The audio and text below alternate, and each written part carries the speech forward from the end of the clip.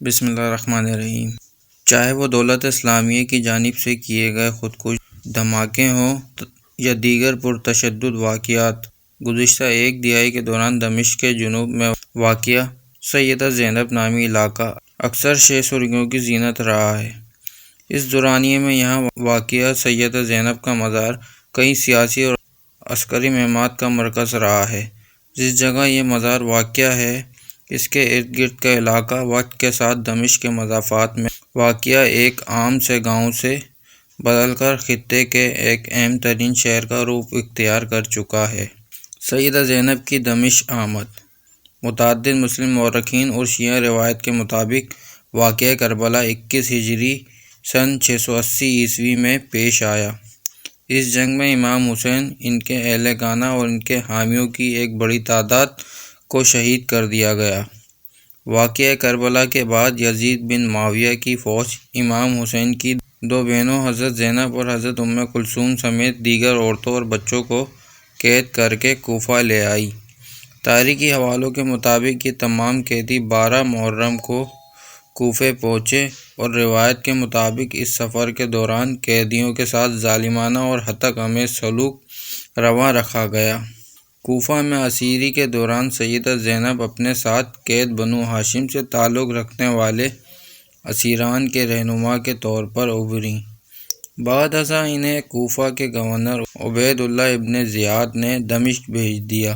روایت میں آتا ہے کہ دمشق میں سیدہ زینب اور یزید بن معاویہ کا آمنا سامنا ہوا اور یہیں حضرت زینب نے اپنے مشہور خطبہ دیا، جس میں انہوں نے یزید پر کڑی تنقید کی۔ اس خطے میں انہوں نے کہا کہ اپنی منصوبہ بندی کر لو، ہر ممکن کوشش کر لو، مگر خدا کی قسم تم ہماری یاد کو نہیں مٹا پاؤ گے، نہ ہی ہمارے پاس موجود وحی کو ختم کر پاؤ گے، اور نہ ہی تم خود پر لگے اس دھبے کو مٹا سکو گے۔ تمہاری رائے کی کوئی حیثیت نہیں اور تمہارے دن گنے جا چکے ہیں۔ جس دن منادی پکارے گا تو تمہارے یہ اجتماع بکھر جائے گا۔ ظالموں پر خدا کی لعنت ہو۔ سیدہ زینب کی وفات 62 ہجری 681 میں ہوئی۔ مسلمان خصوصاً اہل تشیع فرقوں سے تعلق رکھنے والے لوگ ہر سال 15 رجب کو ان کا یوم وفات مناتے ہیں۔ سیدہ زینب کہاں دفن ہیں؟ سیدہ زینب بنت علی کی تدفین کی جگہ تنازع کا باعث بن رہی ہے۔ کچھ روایت کے مطابق سیدہ زینب کی وفات مدینہ میں ہوئی۔ بعض مورخین کا کہنا ہے کہ سیدہ زینب نے بعد ازاں شام کا رخ کیا، جبکہ بعض روایت کے مطابق سیدہ زینب کو کربلا میں پیش آئے واقعات کا تذکرہ کرنے پر جلا وطن کر کے مصر بھیج دیا گیا تھا۔ مورخین کے اس معاملے پر متعدد آراء کے باعث حتمی طور پر یہ بتانا ممکن نہیں کہ انہیں کہاں دفن کیا گیا تھا۔ آیا ان کی قبر دمشق میں واقع مزار میں ہے یا قاہرہ کی سید زینب مسجد میں؟ مثال کے طور پر مورخ الطبری کے مطابق ان کی قبر قاہرہ میں واقع 3 صدی ہجری کے ایک مزار میں موجود ہے، جبکہ دیگر تاریخی حوالوں سے معلوم ہوتا ہے کہ فی رویتہ دمشق کے مضافاتی علاقے کا پرانے نام میں واقع مزار سیدہ زینب اور ام کلثوم کے لیے وقف ہے۔ وقت گزرنے کے ساتھ ساتھ دمشق کے مضافات میں واقع یہ مزار ایک بڑی مذہبی عبادت گاہ میں تبدیل ہو گیا، جہاں ہر سال دنیا بھر سے لاکھوں زائرین آتے ہیں۔ اس بات سے قطع نظر اب بھی یہ ابہام موجود ہے کہ آیا یہ واقعی سیدہ زینب کی آخری آرام گاہ ہے بھی کہ نہیں۔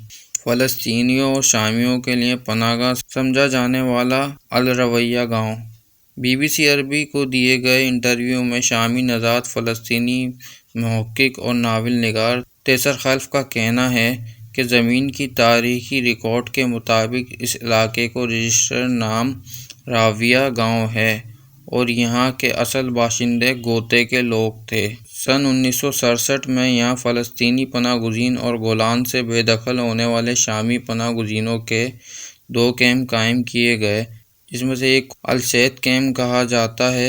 20ویں صدی کے وسط سے اور 21ویں صدی کے آغاز تک یہ خطہ بنیادی طور پر فلسطینی پناہ گزینوں اور گولان سے تعلق رکھنے والے شامی پناہ گزینوں کی آبادیوں سے آباد تھا۔ 1980 کی دہائی میں یہاں کی آبادی کی اکثریت پناہ گزینوں پر مشتمل تھی۔ اس علاقے کے درمیان سے ایک سڑک دمشق کی طرف جاتی ہے جو اس علاقے کو دو حصوں میں تقسیم کرتی ہے۔ سڑک کے دونوں جانب کے علاقوں کو چار چار حصوں میں تقسیم کیا گیا ہے جس کے وسط میں مزار موجود ہے۔ یہاں کا سب سے نمایاں سیاحتی علاقہ جنوب و مشرقی محلہ ہے جہاں سیدہ زینب کا مزار واقع ہے۔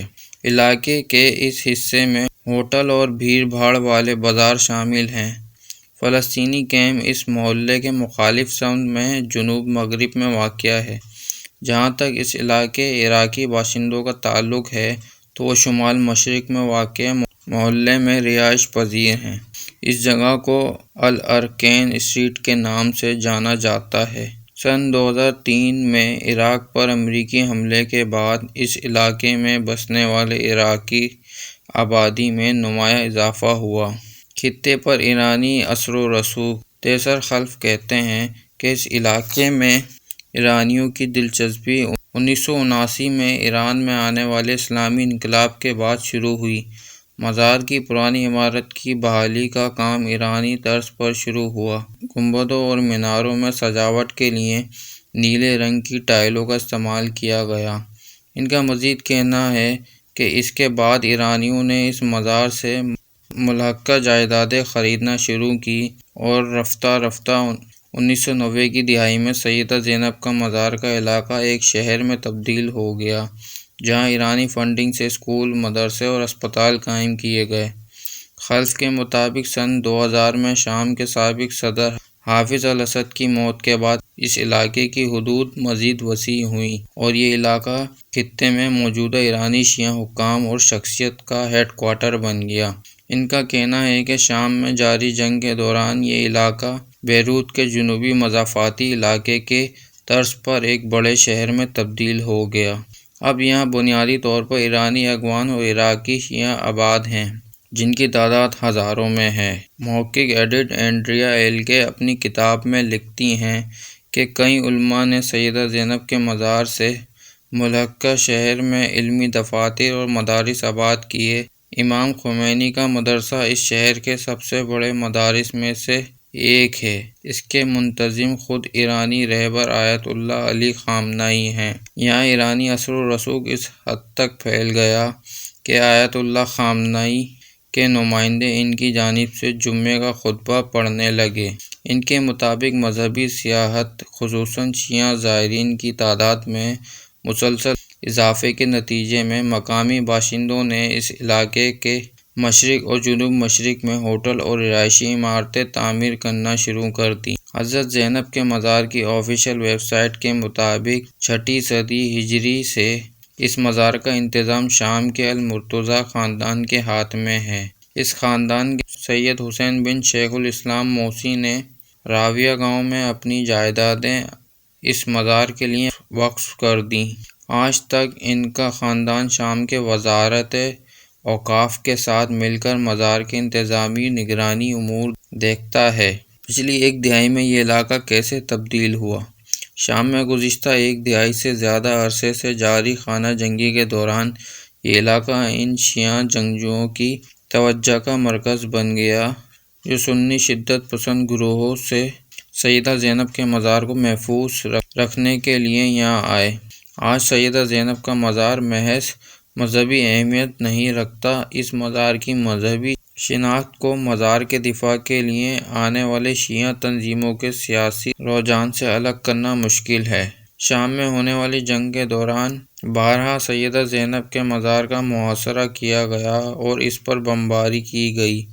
اس مزار کے اطراف میں متعارف گروہوں کے درمیان شدید جھڑپیں بھی ہوئیں اور یہ علاقہ کئی سالوں سے میدان جنگ بنا رہا۔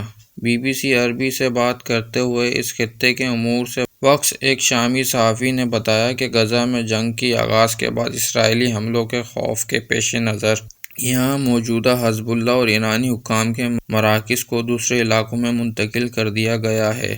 سیکیورٹی وجوہات کی بنا پر اپنی شناخت ظاہر نہ کرتے ہوئے ان کا کہنا تھا یہ علاقہ کئی سالوں تک میدان جنگ بنا رہا اور یہاں لبنانی حزب اللہ اور ایرانی حکام کی موجودگی کے بارے میں سب کو علم ہے۔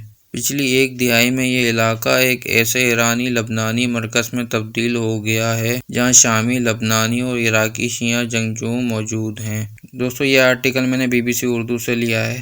اگر آپ کو ہماری یہ اسٹوری پسند آتی ہے تو پلیز ہماری ویڈیوز کو لائک، شیئر اور سبسکرائب ضرور کریے گا۔ ہم آپ کے شکر گزار رہیں گے۔ شکریہ۔